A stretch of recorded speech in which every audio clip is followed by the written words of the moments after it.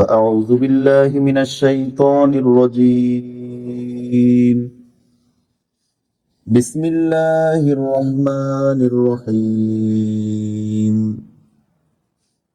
وتركنا بعضهم يومئذ يموج في بعض ونفخ في الصور فجمعناهم جمعا وعرضنا جهنم يومئذ للكافرين عرضا. صدق الله مولانا العظيم وصدق رسوله النبي الكريم ونحن على ذلك لمن الشاهدين والشاكرين والحمد لله رب العالمين. اللهم صل على محمد وعلى آل محمد كما صليت على إبراهيم وعلى آل إبراهيم إنك حميد مجيد. اللهم بارك على محمد وعلى آل محمد كما باركت على إبراهيم وعلى آل إبراهيم إنك حميد مجيد. আল্লাহ রাব্বুল আলামিনের সীমাহীন মেহেরবানি, আল্লাহ পাক আমাদেরকে পবিত্র কুরআনুল কারীমের সূরাতুল কাহফ এর তাফসীরে বসার সুযোগ দিয়েছেন। এজন্য আমরা সকলেই মুহাব্বতের সাথে শুকরিয়া আদায় করি। আলহামদুলিল্লাহ। শব্দটা আলহামদুলিল্লাহ, অনেকে আলহামদুলিল্লাহ বলে, আলহামদুলিল্লাহ না, আল লাম হলো সাকিন, আলহামদুলিল্লাহ। অনেকে আবার আলহামদুলিল্লাহ বলে, আলহাও না। আলহামদু মানে হচ্ছে প্রশংসা, আর হামদুন মানে হচ্ছে যেটা আলো না, অন্ধকার, আলোহীন। অনেকে বলে মোহাম্মদ, মোহাম্মদ না, মোহাম্মদ। মোহাম্মদ মানে হচ্ছে প্রশংসিত, আর মোহাম্মদ মানে হলো যার কোনো আলো নাই, মানে অর্থটা উল্টা যায় না। এই জন্য আরবি অনেক জিনিসগুলো আমরা খেয়াল করবো। আস্তাগফিরুল্লাহ, ওয়াইল আস্তাগফিরুল্লাহ মানে হলো আমি আল্লাহর কাছে ক্ষমা চাইতেছি। আর আস্তাগফিরুল্লাহ, এই ওয়াইনের জায়গা যদি গ, আস্তাগ গ, এই গর জায়গা যদি ক বলে কেউ, আস্তাগফিরুল্লাহ বলে, এর অর্থ হলো আমি কাফের হইতে চাইতেছি, মানে একেবারেই বিপরীত অর্থ। এজন্য শব্দগুলো, আর কেউ কেউ বলে ওয়াস্তাগফিরুল্লাহ, শুনছেন অনেক মুরব্বীরা বলে ওয়াস্তাগফিরুল্লাহ। ওয়াস্তাগফিরুল্লাহ মানে হলো তোমরা ক্ষমা চাও, আমি চাবো না। তাহলে বলতে হবে কি? আস্তাগফিরুল্লাহ, আলহামদুলিল্লাহ, সুবহানাল্লাহ। এই শব্দগুলো আমরা একটু শিখে নিব, বিশেষ করে নিত্য প্রয়োজনীয় যে শব্দগুলো আছে এই শব্দগুলো শিখে নিব, এবং বিশেষ করে যাদের নাম আল্লাহ পাকের নামের সাথে মিলানো, যুক্ত করা, এই বিষয়গুলো খুব সতর্কতার সাথে। আমাদের গ্রাম অঞ্চলে আছে নাম পরিবর্তন করে ফেলে, এটার দোষ কার বলেন তো? নাম রেখেছে মনে করেন আব্দুল রহিম, তো তাকে ডাকলো শুধু রহিম বলে। নাম রাখছে আব্দুর রহমান, তাকে ডেকেছে রহমান, রহমান, রহমান, অনেক কিছু বলে। এই যে বিকৃত যে করলো, এটা দোষ কার? না, যাকে ডাকে সে ডাক শুনে কেন? এ কথা বোঝেন নেই? ও ডাক শুনে কেন? ও যদি ডাক না শুনতো তো ডাকতো না। রহমান ভাই ওটা তাকাবে না, আমি তো রহমান না, রহমান তো আল্লাহ। আল রহমান হুয়াল আরশ ইস্তাওয়া, রহমান তো আরশে, আমি তো আব্দুর রহমান জমিনে। ও ডাক শুনে কেন? যতবার ডাকে, না ভাই আমি রহমান না, রহমান আরশে, আল রহমান, আপনি রহমান আল্লাহ, আমাকে আপনি আব্দুল রহমান বলেন। এরকম যদি সে ডাক না শুনতো তাকে কেউ ডাকতো? কত কঠিন কঠিন বড় বড় শব্দ, এই জজ, ডব্লিউ ডব্লিউ, কি কি হাবি যাবি, এগুলো তো মানুষ বলে, বলে না? আপনার প্রয়োজনে আপনি আমাকে ডাকবেন, তো আপনি আমার যেটা নির্দিষ্ট নাম যেটা আছে সেটা তো আমাকে বলতে হবে। এজন্য নাম, আমাদের মানে আরবি শব্দ যেগুলো আছে এই শব্দগুলোর সঠিক উচ্চারণ এটা লক্ষ্য করা জরুরি। না হলে অনেক সময় দেখা যায় যে অর্থের মধ্যে অনেক বেশি পরিবর্তন হয়ে যায়। আর নামগুলো রাখার ক্ষেত্রে সুন্দর নাম রাখা। হাসরের ময়দানে, এই যে আজকে আমাদের হাসরের ময়দানের আলোচনা, হাসরের ময়দানে মানুষদেরকে নাম ধরে ডাকা হবে এবং তার বাবার নাম ধরেও ডাকা হবে। এজন্য আমাদের অনেকে আছে মনে যে নাম পরিবর্তন করতে হলে নতুন করে মনে হয় আকিকা করা লাগে, এমন কিছু না। নামের সাথে আকিকার কোনো সম্পর্ক নেই। নাম একজন মানুষের সুন্দর নাম রাখবে। এখন একটা কথা হচ্ছে, একজন বয়স্ক অথবা মধ্যবয়সী অথবা যুবক, কিন্তু তার সার্টিফিকেটে ভোটার আইডিতে একটা নাম হয়ে গেছে, এখন এই নামটা পরিবর্তন করাটা তার জন্য অনেক কঠিন। তো সেক্ষেত্রে কি হতে পারে, সার্টিফিকেটের মধ্যে একটা নাম যদি হয়ে যায় সেটা থাকলো, বাকি প্রচলিত প্রসিদ্ধ হিসেবে সে সুন্দর একটা নাম রাখবে, এবং তার জায়গা থেকে সে সাথীদেরকে সবাইকে বলবে যে আমার নাম এই। নবীজির কাছে যখন কেউ আসতো তখন নবীজি নাম জিজ্ঞেস করতেন, নাম যদি কোনো ভুল হতো নবীজি নামটাকে ঠিক করে দিবে। অনেক নামের ভিতরে এরকম মানে আমরাও দেখেছি কিছু নামের প্রভাব পড়ে। নবীজির কাছে একজন আসছে, তার নামের অর্থ হচ্ছে যে চিন্তিত, পেরেশানি, দুঃখ। নবীজি নাম পরিবর্তন করে দিয়েছেন। ওই ব্যক্তি সবসময় টেনশনের মধ্যেই থাকতো। এজন্য নাম শব্দের একটা প্রভাব আছে যেটা ব্যক্তির উপরে পড়ে। এজন্য আমরা সুন্দর নাম রাখার চেষ্টা করব। আর যদি কারো নামের মধ্যে পরিবর্তন থাকে, অনেক সময় কেউ কেউ নাম রাখে এরকম, সে মনে করছে অনেক সুন্দর আরবি নাম। এক ভাই নাম রাখছে মহিতুর রহমান। আমি বললাম নাম কি, ছেলের নাম কি রাখছেন? বলে মহিতুর রহমান। সুন্দর নাম না, রহমান শেষে মহিতুর রহমান। আমি বলে বলেন কি কোথাও, মহিতুর রহমান মানে যে নাকি রহমানকে বেষ্টন করে নেয়। আর আল্লাহ পাক বলেন ওয়ালা ইউহিতুনা বিশাইইম মিন ইলমি, পৃথিবীর কোনো কিছু রহমানকে বেষ্টন করতে পারে না। একদম বিপরীত হয়ে গেল না নামটা। ওলা কে রাখছে? একজন আলেম। বর্তমান সমাজের সবচেয়ে বড় ব্যাধি হলো লেখাপড়া করে। সবচেয়ে বড় ব্যাধি, এর চেয়ে কোনো বড় ব্যাধি নেই। কোন মানুষ লেখাপড়া করে একদম সর্বশ্রেণী, যে মাদ্রাসা বলেন, স্কুল বলেন, উস্তাদ বলেন, ছাত্র বলেন, লেখাপড়া করে স্বাভাবিক যে মোবাইল খালি একদম কিতাব পড়বে। এই পড়ালেখার শিক্ষাঙ্গন থেকে পড়ালেখা উঠে গেছে সর্ব সেক্টরে। আমরা খুব চিন্তিত এই বিষয়টা নিয়ে। আমরা যারা শিক্ষকরা আছি, আমি তো মূল পেশা হচ্ছে আমার শিক্ষক। আমি শিক্ষক হিসেবে আমি খুব চিন্তিত।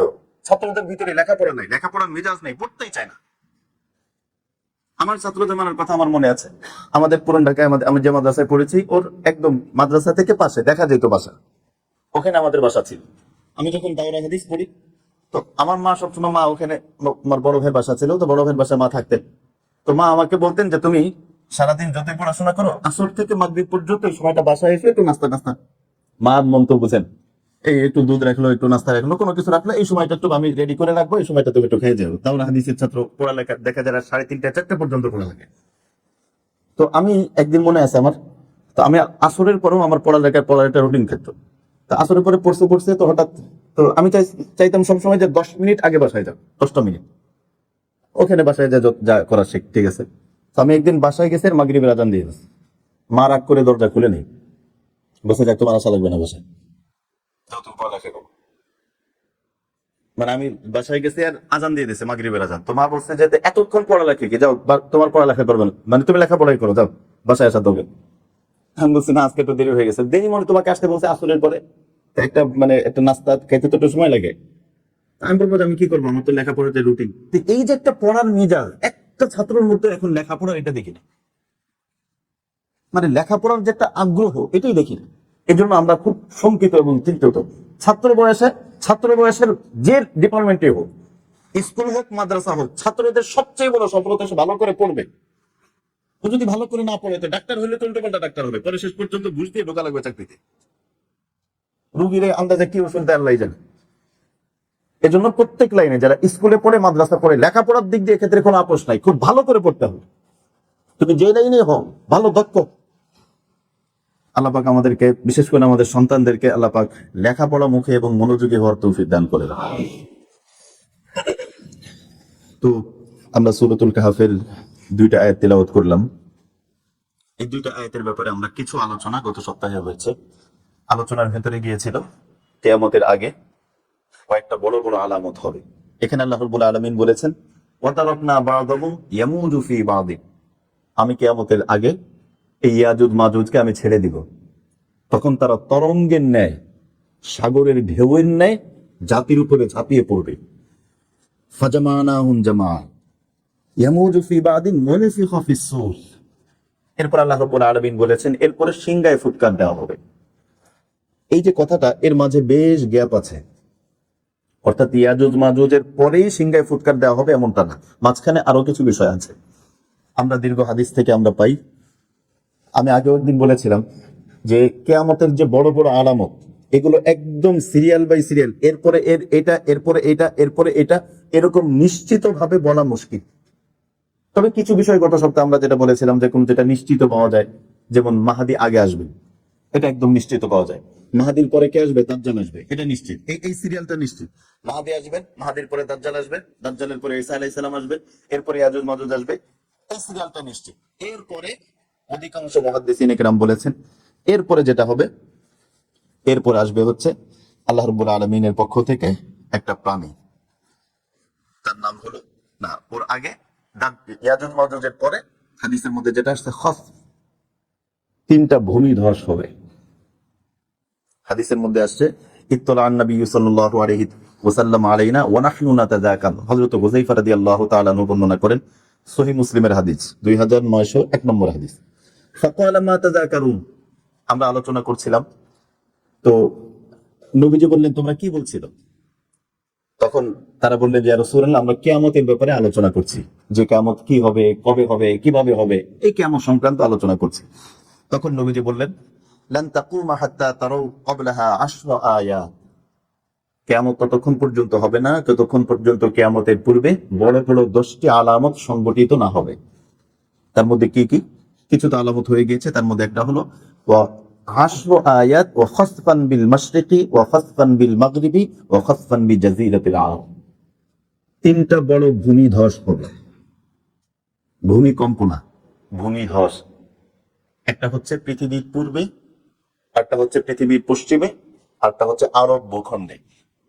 এই 3টা ভূমিকম্প হবে, সহিহ মুসলিমের হাদিস। খসফুরের অর্থ কি? আরবি ভাষার বড় ডিকশনারি যে লুগাত লিসানুল আরব, এটা হচ্ছে খুব চমৎকার একটা ডিকশনারি লুগাত। সেখানে আসছে যে খসফুরের অর্থ হলো যাহাবুল আরদ বিমান আলাইহা, জমিন তার উপরে যা কিছু আছে সেটা নিয়ে নিচে চলে যাওয়া, এটাকে বলে খসফ। এটা একটা কোন জায়গায় হবে? আল্লাহ রাসূল তো বলেই দিয়েছেন যে পূর্বে, পশ্চিমে এবং আরব ভূখণ্ডের ভিতরে, এই 3টা বড় বিধ্বংস। এটার আকৃতি কেমন হবে এই ব্যাপারে হাদিসের মধ্যে স্পষ্ট কিছু বলা হয়নি। হযরত আয়েশা সিদ্দিকা রাদিয়াল্লাহু তাআলা আনহা বর্ণনা করেন যে আমি নবীজিকে জিজ্ঞেস করলাম, ইয়া রাসূলুল্লাহ আয়ুসতাফু বিআউলিনা ওয়া ফিনা আস-সালিহুন, আমাদেরকে কিভাবে ধসিয়ে দেওয়া হবে? আমাদের মধ্যে ভালো মানুষ থাকবে না, নেককার মানুষ থাকবে না? তো নেককার মানুষ তো আছে, ভালো মানুষ তো আছে, এই ভালো মানুষ সব আমাদেরকে ধসিয়ে দেওয়া হবে কেন?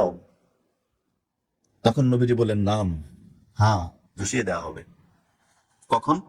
ইদান কাসারাল হার্স, যখন বেশি মেজরিটি পার্সেন্ট খারাপ হয়ে যাবে, তখন মাঝখানে 1-2 জন ভালো থাকলেও একসাথে ধসিয়ে দেওয়া হবে। যখন অন্যায়, অনাচার, খবস, আল্লাহ নাফরমানি ব্যাপকভাবে ছড়িয়ে পড়বে, এই সংখ্যাটাই যখন বেশি হয়ে যাবে, তখন আল্লাহ রাব্বুল আলামিন ধসিয়ে দিবেন।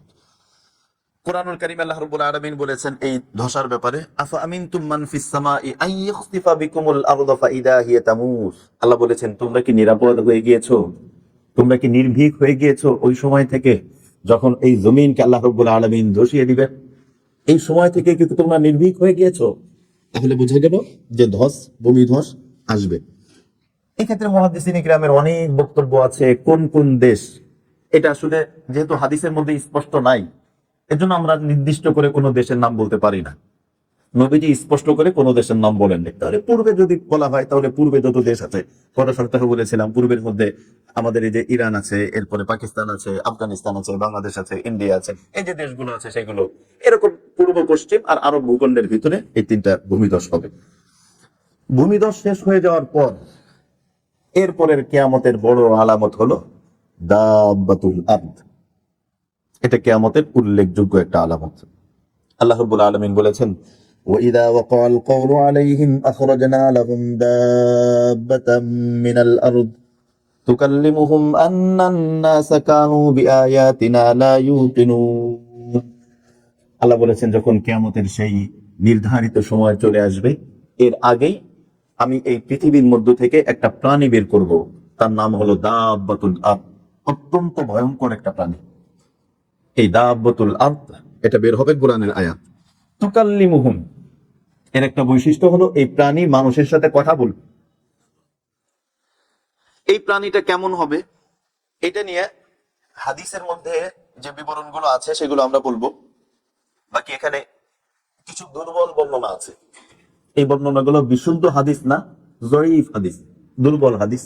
ওই হাদিসের মধ্যে আসছে, আমরা এই কথাগুলো বলে দেই এজন্য যেন নবীজির হাদিস কোনটা কোনটা সহি একদম বিশুদ্ধ এগুলোর মধ্যে যেন আমাদের একটু পার্থক্য হয়ে যায়। না হলে অনেক কিছু আছে দুর্বল বর্ণনা, দুর্বল বর্ণনা তো এটা হতেও পারে নাও হতে পারে, নবীজির হাদিস নাও হতে পারে। এজন্য আমরা একটু স্পষ্ট করে বলি, আর যেগুলো বিশুদ্ধ বর্ণনা, যেমন আগে যেটা বললাম যে সহিহ মুসলিমের হাদিস, সহিহ বুখারীর হাদিস, এগুলো তো বিশুদ্ধ বর্ণনা, এগুলো প্রতি আমাদের ঈমান আস্থা একটু সংশয় করা যাবে না, যেহেতু বিশুদ্ধ বর্ণনা।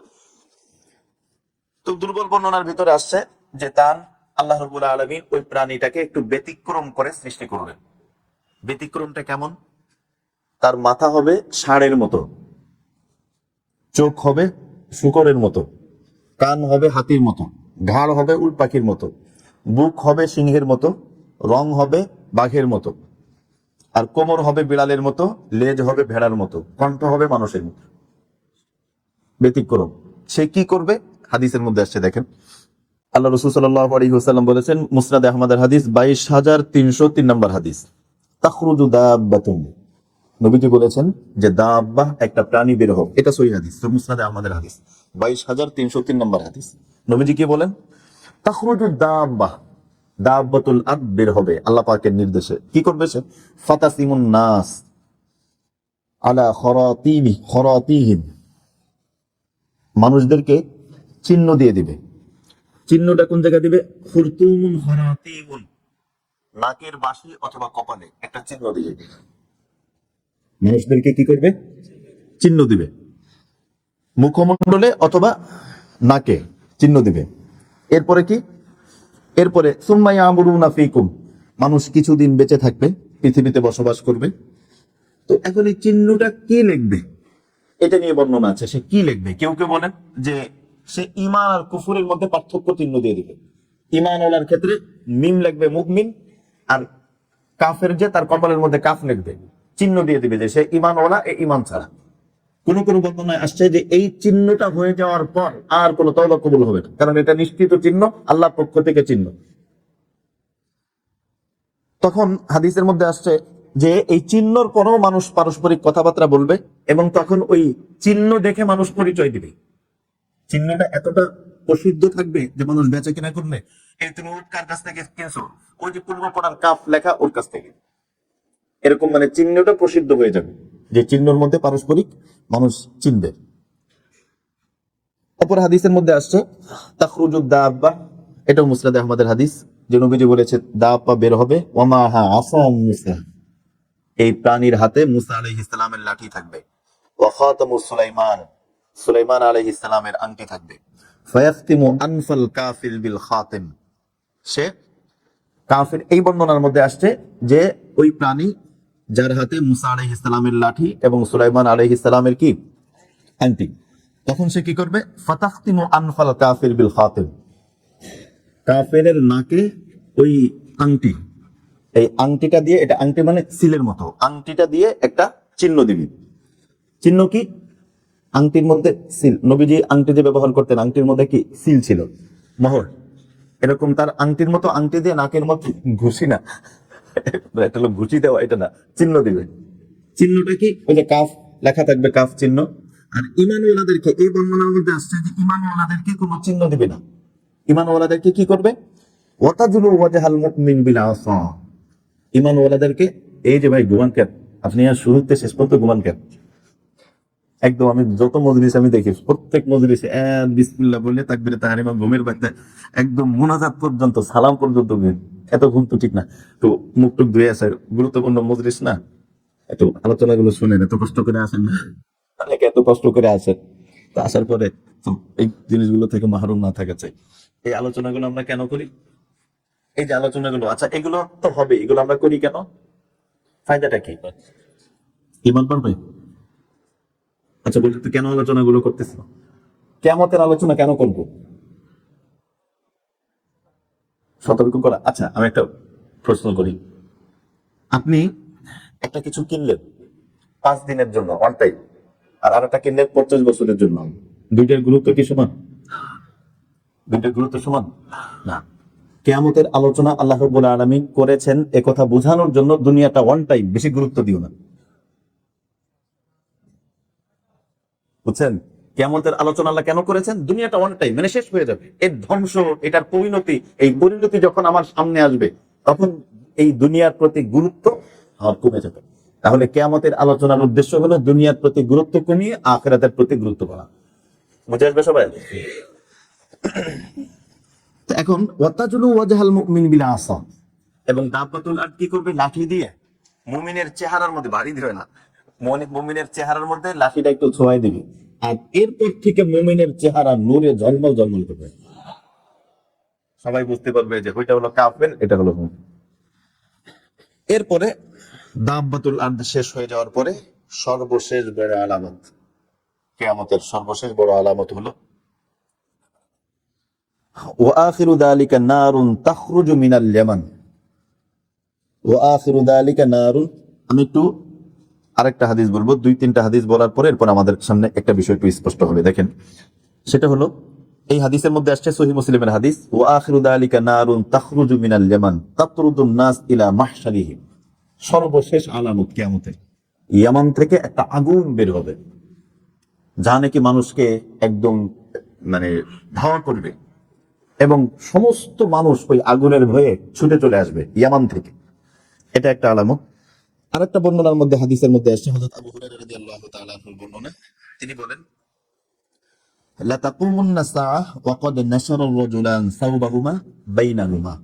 কিয়ামত এমন ভাবে সংগঠিত হবে যে মানুষ পারস্পরিক বেচা কিনা একদম স্বাভাবিক জীবনযাত্রার মতোই, আলাদা কোনো কিছু না, অন্য অন্য দিনের ন্যায় স্বাভাবিক জীবনযাত্রার মতোই তাদের মানে জীবনযাত্রা চলবে। ঠিক ওই মুহূর্তে কিয়ামত সংঘটিত হবে। আরেক বর্ণনার মধ্যে আসছে, হযরত আব্দুল্লাহ ইবনে ওমর রাদিয়াল্লাহু তাআলা আনহু বলেন যে কিয়ামতের যে শেষ দুইটা আলামত, একটা হলো আগুন বের হওয়া, আর আরেকটা হচ্ছে যে পশ্চিম দিক থেকে সূর্য উদিত হওয়া। এই দুইটা আলামতের মধ্যে কোনটা যে আগে এটা আমার মনে নেই।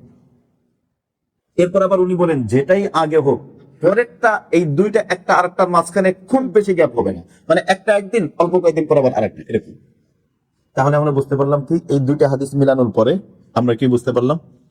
হযরত আব্দুল্লাহ ইবনে ওমর রাদিয়াল্লাহু তাআলা আনহু যেটা বললেন যে আমার এটা মনে নাই যে মানে সূর্য পশ্চিম দিক থেকে উদিত হওয়া আর আগুন বের হওয়া, এই দুইটার ভিতরে কোনটা আগে, মানে এক কথা আমরা বুঝতে পারি এই দুইটা খুব কাছাকাছি। তাহলে কিয়ামতের সর্বশেষ আলামত কি হলো? আগুন বের হওয়া, আর কি হওয়া? পশ্চিম দিক থেকে সূর্য উদিত হওয়া। এরপরে আর কিয়ামতের তেমন কোনো আলামত নাই। কিয়ামতের মোটামুটি বড় যে আলামত গুলো আছে, বড় আলামত গুলো শেষ, এবার শুধু কিয়ামত সংঘটিত হওয়া বাকি। এখানে আরেকটা বিষয়, সেটা হলো অনেকের ধারণা কিয়ামতের দিন, একটু খেয়াল করে বুঝতেছেন সবাই, কিয়ামতের যেদিন সংঘটিত হবে ওই দিন সূর্য পশ্চিম দিক থেকে উঠবে। এই বিষয়টা কিন্তু এরকম না, সূর্য পশ্চিম দিক থেকে উঠে আবার অস্ত যাবে, এটা কিয়ামতের আগেই হবে, ওই দিন কিয়ামতের দিন হবে এরকম না। সূর্য পশ্চিম দিক থেকে ওঠাই হলো কিয়ামতের একটা আলামত। এখন যেই দিন কিয়ামত হবে ওই দিন সূর্য পশ্চিম দিক থেকে উঠবে, বিষয়টা এরকম না। কথা বুঝে আসছে? সূর্য পশ্চিম দিক থেকে উঠবে আর আগুন আসবে, এটা হবে। এরপরে সূর্য পশ্চিম দিক থেকে ওঠার পরে আবার স্বাভাবিক হবে, এরপর আবার স্বাভাবিকভাবে জীবনযাত্রা হবে। হঠাৎ করেই কিয়ামত শুরু হবে কি? আল্লাহ রাব্বুল আলামিন আজকের আয়াতের পরের অংশ বলেছেন, অনুফিখু ফিস সূরি ফাজামানাহুম জামা, সিংহায় ফুৎকার দেওয়া হবে। এই সিংহায় ফুৎকার দেওয়া মানে, আচ্ছা বলেন তো, সিংহায় ফুৎকার দেওয়া এটা কি কিয়ামতের আলামত নাকি কিয়ামত? কিয়ামত আলামত তো না, আলামত তো শেষ। সিংহায় ফুৎকার দেওয়া মানে কিয়ামত শুরু। এখন সিংহায় ফুৎকার যে কয়বার দেওয়া হবে সেটা নিয়ে বিভিন্ন বর্ণনা আছে। আমরা কোরআনের আয়াতটা পড়ি। আল্লাহ রাব্বুল আলামিন বলেছেন, অনুফিখু ফিস সূরি ফাসাইকা মান ফিস সামাওয়াতি ওয়া মান ফিল আরদি ইল্লা মান শাআল্লাহ। আল্লাহ বলেছেন সিংহায় ফুৎকার দেওয়া হবে, এরপরে সবাই আসমান আর জমিনে যারা আছে সব বেহুশ হয়ে যাবে, ইল্লা মান শাআল্লাহ, তবে সে বেহুশ হবে না আল্লাহ রাব্বুল আলামিন যার ব্যাপারে ইচ্ছা করেছে। তিনি কে? এটা আল্লাহ রাব্বুল আলামিন ভালো জানেন তিনি কে। কেউ বলেছেন শহীদরা বেহুশ হবে না, কেউ বলেছেন মুকাররাবিন যারা, তারা বেহুশ হবে না, কেউ বলেছেন হযরত মুসা আলাইহিস সালাম বেহুশ হবেন না। এরকম বিভিন্ন বর্ণনা আছে। তো আমরা শেষ কথা যেটা জানবো সেটা হলো আল্লাহ রাব্বুল আলামিন ভালো জানেন কে বেহুশ হবে না। কিয়ামতের ব্যাপারে জমহুর উলামায়ে কেরাম বলেন কিয়ামতের ফুৎকার হবে তিনটা। একটা হলো নাফখাতুল ফাজা, ভীতিকর ফুৎকার। অর্থাৎ প্রথম যে ফুৎকার যেটা হবে সেটা হলো একটা ভয় দেখানোর জন্য, একটা ভীতিকর পরিস্থিতি তৈরির জন্য প্রথম ফুৎকার। এটা হলো নাফখাতুল ফাজা। 2 নম্বর ফুৎকার হলো নাফখাতুস সাআক, বেহুশ হয়ে যাওয়ার ফুৎকার। এই বেহুশ হয়ে যাওয়া মানে শুধু বেহুশই না, একদম পুরো পৃথিবী তছনছ হয়ে যাওয়া। হাদিসের মধ্যে আসছে হযরত জিবরিল হযরত ইসরাফিল আলাইহিস সালাম উনি সিংহায় ফুৎকার, একবার একজন সাহাবী উনি বসে আছেন, তো হঠাৎ করে আরেকজন সাহাবী বর্ণনা করছেন আপনি কি চিন্তা করেন। উনি বলেন যে আমি খুব টেনশনে আছি। বলে কিসের টেনশন? বলে আমি টেনশন করব না, হযরত ইসরাফিল সিংহায় ফুৎকার দেওয়ার জন্য মুখ ফুলায় রয়েছে। মানে একটা জিনিস ফুৎকার দিতে মানে আল্লাহর নির্দেশের পরে যেন একটা সেকেন্ড তো দেরি না হয়, এজন্য মুখের মধ্যে কোনো কিছু ফুৎকার দেওয়ার জন্য বাতাস দেওয়া না। মানে উনি পরিপূর্ণ প্রিপারেশন নিয়ে দাঁড়িয়ে আছেন। তো উনি বলছেন যেখানে ইসরাফিল একেবারে পৃথিবী তছনছ করার সিংহায় ফুৎকারের জন্য পরিপূর্ণ রেডি, সেখানে আমি কেন শঙ্কিত হব না। 3 নম্বর হচ্ছে নাফখাতুল বাস, পুনরুত্থানের জন্য ফুৎকার। কোরআনের আয়াতে অপর আয়াতের মধ্যে আল্লাহ রাব্বুল আলামিন বলেছেন অনুফিখু ফিস সূরি ফাইদা হুম মিনাল আজদাসি ইলা রাব্বিহিম ইয়ানসিলুন। সিংহায় ফুৎকার দেওয়া হবে, তখন সবাই তাদের লবের দিকে ছুটে চলবে। আর কি বলবে? ক্বালু ইয়া ওয়াইলানা মান বা'সানা মিন মারকাদিনা হাযা মা ওয়া'দার রহমান ওয়া সাদাকাল মুরসালুন। এখানে একটা মজার বিষয় হলো প্রথমবার সিংহায় ফুৎকার দেওয়ার পরে সমস্ত আযাব বন্ধ হয়ে যাবে। কবরের যে আযাব, সব আযাব বন্ধ, কোনো আযাব নাই। কবর দেওয়ার পরে তো আযাব চলতে থাকে। প্রথমবার সিংহায় ফুৎকার দেওয়া মানে একদম গোটা পৃথিবী নিস্তব্ধ। কেন? আযাব কে দিবে? সে তো নাই। আল্লাহ নির্দিষ্ট কিছু ফেরেশতা ছাড়া সবই তো নাই, সব শেষ না। সিংহায় ফুৎকার মানে তো সব শেষ, কেউ নেই। এই মাঝখানে প্রথম সিংহায় ফুৎকারের থেকে দ্বিতীয় সিংহায় ফুৎকার, এর মাঝখানের সময়টা সবাই ঘুমাবে, কাফেরও ঘুমাবে। মানে এই সময়টা একটা রেস্টের সময়। এই সময়টা কতটুকু এটা একটা দেখতে হবে, যে একটা সিংহায় ফুৎকারের থেকে আরেকটা সিংহায় ফুৎকার, দুইটার মাঝখানে গ্যাপ কতটুকু। এটা আমরা হাদিস খুঁজে পাই সহিহ বুখারীর 4935 নম্বর হাদিস। হযরত আবু হুরায়রা রাদিয়াল্লাহু তাআলা আনহু বর্ণনা করেন মা বাইনান নাফখাতাইন, নবীজি বললেন যে মা বাইনান নাফখাতাইন আরবাউন, দুই সিংহায় যে ফুৎকার একটা এবং অপর ফুৎকার দুইটার মাঝখানে ব্যবধান হচ্ছে 40। এখন এই কথা বললেন আবু হুরায়রা রাদিয়াল্লাহু তাআলা আনহু বললেন যে নবীজি বলছেন যে দুই সিংহারের মাঝখানে, দুইটা যে সিংহায় ফুৎকার দেওয়া হবে এর মাঝখানে ব্যবধান কত? 40। এই হাদিস বর্ণনা করতেছেন কে? হযরত আবু হুরায়রা রাদিয়াল্লাহু তাআলা। সবাই জিজ্ঞেস করছে আবু হুরায়রা আরবাউনা ইয়াওমান, 40 দিন? বলেন জানি না। বলেন 40 মাস? বলে তাও জানি না। বলে 40 বছর? বলে তাও জানি না। বাকি নবীজি 40 বলেছেন। এখন 40 মাস না 40 বছর না 40 দিন? আবু হুরায়রা বলেন আমি নবীজিকে বলতে শুনিনি, নবীজি 40 বলছেন, আমি 40ই বললাম। এটা আল্লাহ ভালো জানেন, 40 দিন না 40 মাস না 40 বছর, এটা আল্লাহ ভালো জানেন। তো সিংহায় ফুৎকারের পরে যখন নাকি দ্বিতীয় সিংহায় ফুৎকার দেওয়া হলো, তখন সবাই কথা বলবে ইয়া ওয়াইলানা মান বা'সানা মিন মারকাদিনা, কি সর্বনাশ, কে আমাদেরকে ঘুম থেকে জাগালো। এই ঘুমটা সবার জন্য ঘুম। তখন আল্লাহর পক্ষ থেকে বলা হবে হাযা মা ওয়া'দার রহমানু ওয়া সাদাকাল মুরসালুন, ওঠো, নির্ধারিত সময় চলে আসছে। এরপরে সহিহ বুখারীর মধ্যে এসেছে হযরত আবু হুরায়রা রাদিয়াল্লাহু তাআলা আনহু বলেছেন ইন্নান নাসা ইয়াসাউনা ইয়াওমাল কিয়ামাহ ফাআকুনু আউয়ালু মান ইয়াফিকু। কিয়ামতে সবাই যখন বেহুশ হয়ে যাবে, সর্বপ্রথম বুঝে আসবো আমি, মুহাম্মদুর রাসূলুল্লাহ সাল্লাল্লাহু আলাইহি ওয়াসাল্লাম। নবীজি বলেন ফাইদান মূসা বাতিশুন বিজানিবিল আরশ, আমি যখন ঘুষে আসবো, আসার পরে দেখবো হযরত মূসা আরশের পাশে, তিনি আরশের পাশে হযরত মূসা অবস্থান করছেন, মানে সচেতন অবস্থায়, বেহুশ না। নবীজি বলেন আমি এটা বুঝতে পারলাম না যে মূসা কি আমার আগে উঠলেন নাকি উনি বেহুশই হন। এটা আমি বুঝতে পারলাম না। একটা হলো উনি বেহুশই হন নাই, আর একটা অর্থ হলো হয়তো বেহুশ হয়েছিলেন কিন্তু আমার আগে উনি উঠছে। মুসা আলাইহিস সালামকে এই মর্যাদাটা কেন দেওয়া হবে? উনি আল্লাহর জন্য একবার বেহুশ হয়েছিলেন। আল্লাহর জন্য কি করছিলেন? এ কথা বুঝতেছেন? তাহলে আল্লাহর জন্য একবার বেহুশ হয়েছে, এজন্য সে কি করবে না? বেহুশ হবে না। আল্লাহর জন্য দুনিয়াতে যে কষ্ট সহ্য করবে, সে ওখানে কষ্ট সহ্য করবে না ইনশাআল্লাহ। এরপরে সিংহায় ফুৎকার দ্বিতীয়টা দেওয়ার পরে এরপরে কবর থেকে বের হবো। সবাই যার যার কবর থেকে বের হবে। হাদিসের মধ্যে আসছে, হযরত আব্দুল্লাহ ইবনে আব্বাস রাদিয়াল্লাহু তাআলা আনহু বর্ণনা করেন, ইন্নাকুম মাহশুরুনা হুফাতান উরাতান গুসলা। নবীজি বলেন, তোমাদেরকে কবর থেকে উঠানো হবে, কারো পায়ে জুতা থাকবে না। জুতা কোথা থেকে আসে? জুতা কোম্পানি তো নাই। কারো শরীরে কোনো কাপড় থাকবে না। আয়েশা রাদিয়াল্লাহু তাআলা আনহা জিজ্ঞেস করলেন, ইয়া রাসূলুল্লাহ, এটা কেমন না? পুরুষ মহিলা সবাই কারো শরীরে কাপড় নাই, কেমন লাগবে? তখন নবীজি বলেন, আয়েশা, সেদিন কিয়ামতের এমন ভীতিকর পরিস্থিতি, কেউ কারো দিকে তাকানোর কোনো এই মন মানসিকতাই হবে না। হযরত মিকদাদ ইবনে আল-আসওয়াদ রাদিয়াল্লাহু তাআলা আনহু বর্ণনা করেন, নবীজি বলেছেন, তুদনা শামস ইয়াওমাল কিয়ামাতি মিনাল খলাক হাত্তা তাকুনু মিনহুম কামিকদারি মাইলিন। সূর্যকে মানুষের একদম নিকটে নিয়ে আসা হবে এবং সূর্যকে একদম তার যে তাপের দিকটা, এই তাপের দিকটাকে মানুষের দিকে দিয়ে দেওয়া হবে। মানুষের ব্যক্তি হিসেবে সূর্যের দূরত্ব এবং মানুষের ব্যক্তি হিসেবে আমল হিসেবে ঘামের মধ্যে থাকবে। কেউ কেউ বুক পর্যন্ত ঘামে, মানে গরমের ভিতরে ঘামে বুক পর্যন্ত সে সাঁতরাইতে থাকবে। এটা বিভীষিকাময় মুহূর্ত কিয়ামতের দিন। এবং কারো কারো ঘাম একটু কম হবে, এরকম শ্রেণী হিসেবে মানুষ যন্ত্রণার মধ্যে থাকবে।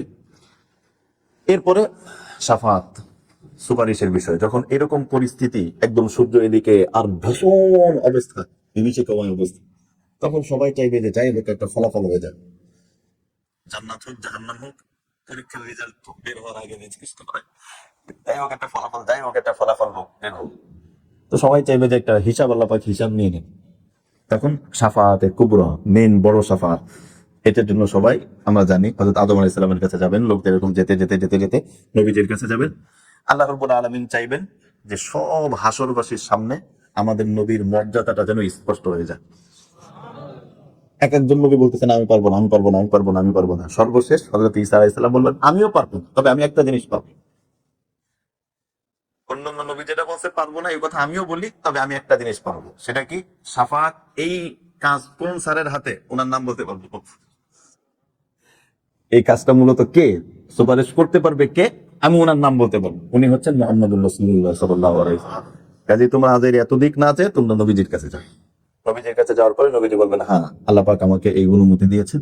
তখন নবীজি সিজদায় পড়ে যাবেন। সিজদার মধ্যে নবীজি আল্লাহ পাকের এমন কিছু প্রশংসা করবেন, নবীজি বলেন, এটা আমিও এখন জানি না। নবীজি বলেন, আমি দুনিয়াতে থাকতে আমি এখন জানি না। ওই মুহূর্তে আল্লাহ রাব্বুল আলামিন নবীজিকে শিখিয়ে দিবেন। সিজদার মধ্যে নবীজি আল্লাহ পাকের প্রশংসা করবেন, তাহমিদ পাঠ করবেন। এরপরে নবীজি যখন মাথা উঠাবেন, তখন জিবরিল আমিনকে, মানে নবীজিকে আল্লাহ রাব্বুল আলামিন বলবেন, ইয়া মুহাম্মদ ইরফা রাসাক সাল তুরফা। মুহাম্মদ, মাথা উঠান, আপনি সুপারিশ করেন, আমি সুপারিশ কবুল করব। আপনি যা বলেন আমি আপনার কথা আজকে শুনবো। তখন নবীজি সুপারিশ করবেন। সুপারিশের বিভিন্ন ধরন হবে। একটা হলো, প্রথম সুপারিশ হলো আল্লাহ আপনি হিসাব কায়েম করেন, এই সুপারিশ। এরপরে কিছু কিছু বান্দাকে জাহান্নাম থেকে মুক্তির জন্য সুপারিশ, কোন কোন বান্দার আযাব কম হওয়ার জন্য সুপারিশ, কোন কোন বান্দাকে জান্নাতি তার মর্যাদা আরো একটু উঁচু করার জন্য সুপারিশ। ওকে, নবীজির সুপারিশ লাগবে। সুপারিশ যখন হয়ে যাবে, এরপরে শুরু হবে হিসাব নিকাশ। সুপারিশের পরে কি হবে? হিসাব নিকাশ শুরু হবে। হযরত আয়েশা সিদ্দিকা রাদিয়াল্লাহু তাআলা আনহা বলেছেন, মান নুকিশাল হিসাব উযযিবা। আল্লাহ পাক যদি কাউকে বলে যে এই হিসাব দাও, তাহলে সে আটকে যাবে, হিসাব দেওয়ার মতো কেউ থাকবে না। আল্লাহ রাব্বুল আলামিন ওই ব্যক্তি, সে মাপ পেয়ে যাবে যাকে হিসাবে ইয়াসির, মানে সহজ, কোনো প্রশ্ন করা হবে না, এটা কেন করেছো। এই সরকারি বিভিন্ন অফিস আছে না, ওরা যদি আটকাইতে চায়, যত কিছুই হোক সব কিছু ঠিক, এরপরে এটা এটা কেন হলো, এটা এটা কেন হলো, আটকালে তো ইয়া। তো হযরত আয়েশা রাদিয়াল্লাহু তাআলা আনহা বলেন যে আল্লাহ পাক যদি কাউকে খালি জিজ্ঞেস করেন নূহ হিসাব, মানে এটা কেন করেছো, তাহলে সে আর উত্তর দিতে পারবে। উত্তর আছে আমাদের। আর যাকে হিসাব সহজ নেবেন, মানে দেখেও না দেখার ভান ধরছে, আচ্ছা ঠিক আছে যাও যাও যাও, তাহলে সে পার হয়ে যাবে। এজন্য আল্লাহ রাসূল সাল্লাল্লাহু আলাইহি ওয়াসাল্লাম দোয়া শিখিয়েছেন, আল্লাহর কাছে তোমরা হিসাবে ইয়াসির, আল্লাহুম্মা হাসিবনা হিসাবান ইয়াসিরা। আল্লাহ আপনি আমাদেরকে সহজ হিসাব নিয়েন, কঠিন হিসাব নিয়েন। আর এর আগে দোয়া করবো আপনি আমাদেরকে হিসাবই নিয়েন। এরপরে হিসাব যখন শেষ হয়ে যাবে তখন আমলনামা প্রদান হবে। হিসাব নেওয়া হলো, এবার আমলনামা দেওয়া হবে সাক্ষী। আল্লাহ পাক কোরআনের মধ্যে বলেছেন, فأما من أوتي كتابه بيمينه فسوف يحاسب حسابا يسيرا। যাদেরকে হিসাবে ইয়াসির দেওয়া হয়েছে তাদের আমলনামাই ডান হাতে দেওয়া হবে। আমলনামা ডান হাতে দেওয়া মানে ওই ব্যক্তি পাস, আর যে ব্যক্তিকে আমলনামা ডান হাতে দেওয়া হবে ওই ব্যক্তি মানেই ধরা। যে ব্যক্তি আমলনামা ডান হাতে পাবে, পাওয়ার সাথে সে এই আমলনামাটা উঁচু করে ধরবে, এরকম বড় করে উঁচু করে ধরবে সবার সামনে। এরপর বলবে, হা উমুকরু কিতাবিয়া, দেখো আজকে আমি সফল হয়েছি। কারণ বলবে, কারণ ইন্নী জানান্তু আন্নী মুলাকিন হিসাবিয়া, আমি এটা জানতাম, আমি ব্যবসা করছি, চাকরি করছি, সবকিছু করছি, কিন্তু সবকিছুর ভিতরে আমার এই বিশ্বাস ছিল এবং এই ইয়াকিন ছিল যে একদিন আমাকে হিসাব দিতে হবে। আমার যত উপরের থেকে স্যার ফোন দিক, আমি জানতাম ওই স্যারের উপরে একজন উপরওয়ালা আছে। এভাবে আমি চলছি, এজন্য আজকে আমার হিসাবটা সহজ হয়েছে। আনচাতের হিসাবটা আমলনামা বাম হাতে আসবে, তখন তো তারা বুঝবে যে সে আজকে ধরা পড়ে গেল। তখন সে বলবে যে ওয়াম্মা মান উতিয়া কিতাবাহু বিশিমালিহি ফায়াকুলু ইয়া লাইতানি লাম উতা কিতাবি। সে বলবে যে আক্ষেপ, আফসোস, হিসাবটা না হইলেই তো ভালো হইতো। এরপরে হিসাব যখন হইল, এরপরে নবীজি বলেছেন, হযরত আদী ইবনে হাতিম রাদিয়াল্লাহু তাআলা আনহুর হাদিস, যে তখন প্রত্যেক ব্যক্তি আল্লাহ রাব্বুল আলামিনের সাথে কথা বলবে, লাইসা বাইনাহু ওয়া বাইনাহু তারজুমান, কোনো অনুবাদক, কেউ অনুবাদ দোভাষী ভাষার অনুবাদ করে দেবে এমন কোনো ব্যক্তি লাগবে না, সবাই আল্লাহর সাথে কথা বলতে পারবে। ফায়ানজুরু আইয়াম্মা মিনহু ফালা ইউরা ইল্লা মা কাদ্দাম, প্রত্যেকে তখন দেখবে যে আমার কি আছে ডানে বামে, সে শুধু আমল দেখবে আর কোনো কিছু না। সে দেখবে ডানে আমল, বামে, মানে আমল থাকলে আমল দেখবে, তখন সে শুধু আমল তালাশ করার চেষ্টা করবে। তখন সে বলবে যে ইস, আমি যদি আজকের দিনের জন্য একটা খেজুরও সাদাকা করে আসতাম, সব তো অ্যাকাউন্টে রেখে আসছি, কিছু তো সাদকা করে নি, খরচ করে নি। কেউ কেউ সম্পদের মালিক হয়, কেউ কেউ সম্পদের পাহারাদার দেয়, সারা জীবন পাহারা দেয়, প্রজন্ম থেকে প্রজন্ম শুধু পাহারাই দেয়, আর গুনে গুনে দেখে কত হইলো, কত জমা হইলো, কত বিয়োগ হইলো, ভোগও করে না, দুনিয়ার কিপটা। তো সে দেখবে যে কিছুই নাই, আশপাশে খেজুর টেজুর কোনো কিছু দান করে নেই, সব তো ব্যাংকে, আর ওই সময় কি ব্যাংক থাকবে? এরপরে আমলনামা ওজন করা হবে। আল্লাহ রাব্বুল আলামিন বলেন, ওয়ানাদাউল মাওয়াজিনাল কিসত লিয়াউমিল কিয়ামাতি ফালা তুজলামু নাফসুন শাইআ। আমলনামাকে ওজন করা হবে। আল্লাহ পাক দাড়ি পাল্লা স্থাপন করবেন সেদিন। আমলনামা গোনা হবে না, কি করা হবে? ওজন করা হবে। অনেকের দেখা যায় যে অনেক বেশি, কয়েক বস্তা নামাজ, নামাজের ফাইল অনেক বস্তা, কিন্তু হালকা, সুন্নত তরিকায় পড়েনি, তাড়াহুড়া করে পড়ছে। আর আরেকজনের পরিমাণ কম কিন্তু ওজনওয়ালা। এজন্য আমলনামা ওজন করা হবে। হযরত আবু হুরায়রা রাদিয়াল্লাহু তাআলা বর্ণনা করেন, সহিহ বুখারীর শেষ হাদিস, কালিমাতানি খাফীফাতানি আলাল লিসান সাকিলাতানি ফিল মিজান। দুইটা বাক্য আছে যেটা মিজানুল পাল্লায় অনেক ভারী, সেটা কি? সুবহানাল্লাহি ওয়া বিহামদিহি সুবহানাল্লাহিল আযীম। আর হাদিসের মধ্যে আসছে, নবীজি বলেন, বলেন তো সবচেয়ে কোন আমলটা আছে যেটা মিজানের পাল্লায় বেশি ভারী? তখন নবীজি বললেন, সেটা হলো হুসনুল খুলুক, উত্তম চরিত্র। অনেকে বলেন না চরিত্রের সমস্যা, এই চারিত্রিক সমস্যাগুলো ঝামেলা। উত্তম চরিত্র যার, উত্তম চরিত্র মানে শুধু হাসি মুখে কথা বলা, সবকিছুই মানে উত্তম চরিত্র। এই চারিত্রিক সমস্যা, এরকম কোন সমস্যা যার মধ্যে না থাকে, উত্তম চরিত্র যার থাকবে, ওই ব্যক্তির আমল সবচেয়ে বেশি কি ভারী হবে। এরপরে হলো হাউজে কাউসার। মিজানের আমলনামা ওজন করা হইলো, এরপরে হলো হাউজে কাউসার। হযরত আব্দুল্লাহ ইবনে ওমর রাদিয়াল্লাহু তাআলা বর্ণনা করেন, নবীজি বলেন যে আমাকে একটা হাউস দেওয়া হবে আল্লাহর পক্ষ থেকে গিফট। সেটা কি? ওয়াহাউজি মাসিরাতু শাহরি, এক মাসের দূরত্ব। মাউহু আবয়াজু মিনাল লাবান, তার পানি দুধের চেয়েও সাদা। রিহুহু আতয়াবু মিনাল মিস্ক, এবং মিস্ক থেকেও তার পানিটা অনেক বেশি সুগন্ধিময়। ওয়াকিজানুহু কানুজুমিস সামাদি, তার যে পাত্রগুলো, যেই পাত্র দিয়ে পান করানো হবে, এই পাত্রগুলো আকাশের নক্ষত্রের মতো জ্বলজ্বল জ্বলজ্বল করবে। একবার নবীজি যাকে পান করাবেন, ওই ব্যক্তির আর জীবনে কখনো পানির তৃষ্ণা লাগবে না। এরপরে হযরত আনাস ইবনে মালিক রাদিয়াল্লাহু তাআলা বর্ণনা করেন যে নবীজি বলছেন, আমার কাছে আমার উম্মতের মধ্যে কিছু লোক এই হাউজে কাউসারের পানি পান করার জন্য আসবে। আমি বলবো আসো তোমাদেরকে পান করে। ঠিক ওই মুহূর্তে জিবরিল আমিন বলবেন ইয়া রাসূলুল্লাহ ওদেরকে শোনান, আমার মাঝে আর ওই লোকদের মাঝে পর্দা পড়ে যাবে আবরণ। তো নবীজি বলেন, আমি বলবো তো আমার উম্মত, সিজদার দাগ দেখা যাচ্ছে, নামাজের চিহ্ন দেখা যাচ্ছে, আমার উম্মত তো কেন?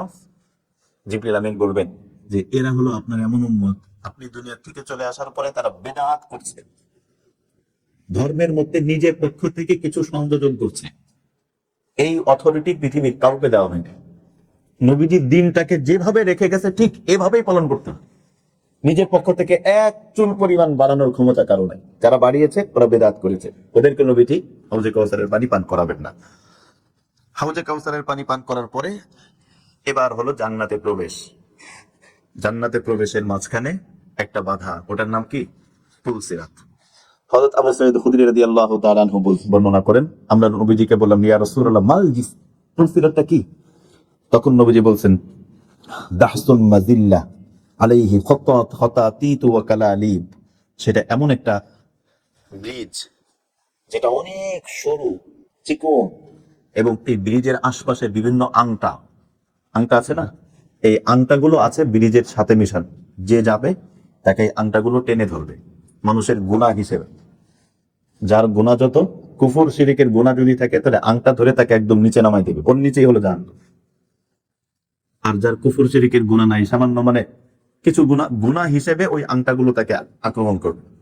নবীজি বলেন কেউ কেউ বিদ্যুতের চমকের মতো পার হয়ে যাবে, আর কেউ কেউ উটের আরোহী, যে উট যে আরোহণ করে এই উটের আরোহীর মতো পার হবে, কেউ কেউ পায়ে হেঁটে পার হবে, একটা ব্যক্তির আমল হিসেবে পার হবে। আর কেউ কেউ এরকম আছে যাদের কিছু গুনাহ আছে, এই গুনাহের কারণে পার হতে গিয়ে ক্ষত বিক্ষত হয়ে পার হবে, পার হতে পারবে কিন্তু আংটা এরকম ধরছে, ছাটায় টাটায় কোন রকম গেছে, ক্ষত বিক্ষত হয়ে পার হয়ে। এরপরে পুলসিরাত পার হয়ে যাওয়ার পরে ওপারে হলো জান্নাত। তখন নবীজি এবং নবীজির সাথে এই উম্মতের ফুকাহা উহাদিহিল উম্মাহ, এই উম্মতের যারা গরিব দরিদ্র কিন্তু আল্লাহর বিধান পালনে এক চুল পরিমাণ ছাড় দেয় নাই, দুনিয়ার মধ্যে অনেক কষ্টে চলেছে কিন্তু তারপরেও আখিরাতকে সব সময় অগ্রাধিকার দিয়েছে, এইরকম কিছু ব্যক্তি সহ নবীজি জান্নাতের দরজায়, জান্নাতের মেইন গেটে উপস্থিত হবে। তখন নবীজিকে দেখা মাত্রই জান্নাতের যে হযরত আনাস ইবনে মালিক রাদিয়াল্লাহু তাআলা বর্ণনা করেন, আতা বাবাল জান্নাতি ইয়াউমাল কিয়ামাতি ফাস্তাফতাহ, নবীজি দরজার মধ্যে গেটের মধ্যে নক করবেন, কে? আর ওদিক থেকে আওয়াজ আসবে, কে? মান আনতা? তখন নবীজি বলেন আনা মুহাম্মাদুর রাসূলুল্লাহ। তখন ওদিক থেকে জান্নাতের যে প্রহরী তিনি বলবেন যে বিকা উমিরতু লা আফতাহু লি আহাদিন কাওলান, হ্যাঁ আপনাকে, আপনার জন্যই আমাকে বলে দেওয়া হয়েছে যে আপনার আগে কারো জন্য যেন জান্নাতের গেট না খুলি। আমাকে এই কথা পারমিশন আমাকে উপর থেকে জানানো হয়েছে, আমাকে উপর থেকে জানানো হয়েছে যে আপনার মাধ্যমেই জান্নাত উদ্বোধন হবে। এর আগে ফিতা কাটবেন আপনি। ফিতা কাটা আমি মজা করে বললাম, এটা তো আমাদের সংস্কৃতি না, এটা আমাদের সংস্কৃতি না, ফিতা কাটা এটা আমাদের সংস্কৃতি না। মানে আপনি সর্বপ্রথম উদ্বোধন করবেন, এর আগে আর কেউ ঢুকবে না। তখন নবীজি যাবেন, নবীজির সাথে উম্মার কিছু অংশ যাবে। হযরত আবু হুরায়রা রাদিয়াল্লাহু তাআলা বর্ণনা করেন, তখন নবীজি এই কথা বলার পর বলেছেন নাহনুল আখিরুন আল আউয়ালুনা ইয়াউমাল কিয়ামা, আমরা আসছি কিন্তু পৃথিবীতে সবার পরে, কিন্তু জান্নাতে যাব সবার আগে। জান্নাতে যাওয়ার সময় জান্নাতে যারা যাবে তারা বলবে আলহামদুলিল্লাহিল্লাযী সাদাকানা ওয়াদা ওয়া আওয়াসানাল আরদ নাতাবাওয়াউ মিনাল জান্নাতি হাইসু নাশা। জান্নাতীরা ওই সময় বলবে যে আল্লাহ, আপনি আমাদেরকে যে নেক আমলের পরে জান্নাতের সুসংবাদ দিয়েছিলেন, আমরা আপনাকে না দেখে সিজদা করেছি, আমরা আপনার কথা বিশ্বাস করে সুদ ঘুষ অন্যায় অবিচার কুদৃষ্টি হারাম সবকিছু থেকে আপনার কথা বিশ্বাস করে সেগুলো থেকে বিরত থেকেছি, পরিবেশ ছেড়েছি, পরিবার ছেড়েছি, সমাজ ছেড়েছি, কিন্তু আপনার বিধান আমরা ছাড়িনি। আজকে যেই জান্নাতের আশায়, ওই জান্নাত আপনি যে আমাদেরকে দিলেন, আমরা জান্নাত বুঝে পেলাম, এজন্য আমরা আপনার কাছে শুকরিয়া আদায় করছি। হাদিসের মধ্যে আসছে ইন্নালাকুম আন তাসিহু ফালা তাসকামু আবাদা, জান্নাতীরা যখন জান্নাতে ঢুকবে, সবাই জান্নাতে প্রবেশ করছে, ওই মুহূর্তে জান্নাতের দুই দিক দিয়ে আল্লাহর পক্ষ থেকে হুর তারা দাঁড়িয়ে থাকবে রাস্তার দুই দিক দিয়ে, গেটের দুই দিক দিয়ে, আর জান্নাতের যে গাছ, এই গাছের ভিতরে একটা মৃদু বাতাস, এই বাতাসের ভিতরে ডালের সাথে ডাল বাড়ি খেয়ে এক ধরনের মিউজিকের মতো সাউন্ড বের হবে। আর এই হুল্লা তখন আল্লাহর পক্ষ থেকে একটা সঙ্গীত বলবে। সঙ্গীতটা কি? ইন্নালাকুম আন তাসাহু ফালা তাসকামু আবাদা। সুসংবাদ গ্রহণ করো, আজ থেকে তোমাদের কোনোদিন কোনো রোগ ব্যাধি হবে না। ওয়া ইন্নালাকুম আন তাহইয়ু ফালা তামুতু আবাদা। আজকের থেকে তোমরা চিরঞ্জীব, তোমাদের কোনোদিন কোনো মৃত্যু হবে না। ওয়া ইন্নালাকুম আন তাশিব্বু ফালা তাহরামু আবাদা। আজ থেকে তোমরা চিরযুবক হয়ে থাকবে, কোনোদিন তোমরা বৃদ্ধ হবে না। ওয়া ইন্নালাকুম আন তানামু ফালা তাবআসু আবাদা। তোমরা চির সুখী হবে, কোনো দুঃখ কষ্ট তোমাদেরকে স্পর্শ করবে না। সর্বশেষ কথা, এই জান্নাত থেকে তোমাদের কোনোদিন বের করা হবে না। এই কথাই আল্লাহ রাব্বুল আলামিন বললেন, ওয়া নুফিখা ফিস সূরি ফাজামানাহুম জামা। সিংহায় ফুৎকার দেওয়া হবে, সেদিন আমি সকলকে একত্রিত করব। কাজেই মোহতারাম, একত্রিত তো হতেই হবে। আমাদের উচিত আমরা আল্লাহর প্রিয় হয়ে আল্লাহর কাছে যাই, নিজের জীবনটাকে ফ্রেশ পরিচ্ছন্ন করে আল্লাহর কাছে যাওয়ার চেষ্টা করি। আল্লাহ রাব্বুল আলামিন আমাদের সকলকে যা কিছু বলা হলো, আমাদের সকলকে আমল করার তৌফিক দান করে, দুনিয়ার মহাব্বত থেকে দিলটাকে ফ্রেশ করার তৌফিক দান করেন, এবং দিলের মধ্যে আল্লাহ রাব্বুল আলামিনের মহাব্বত দিয়ে দিলটাকে সজ্জিত করার তৌফিক দান করেন।